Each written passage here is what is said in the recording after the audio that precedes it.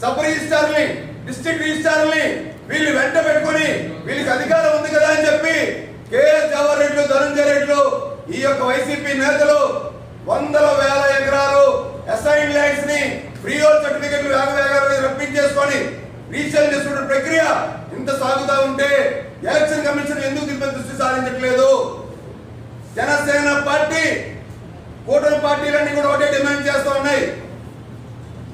ఏదైతే మార్చి నెల నుంచి ఎలక్షన్ షెడ్యూల్ ఎప్పుడైతే అనౌన్స్ అయిందో ఆ అనౌన్స్ అయిన దగ్గర నుంచి ఇప్పటి వరకు జరుగుతున్నటువంటి రిజిస్ట్రేషన్ మీద పూర్తి స్థాయిలో సిబిఐ విచారణ జరపాలి.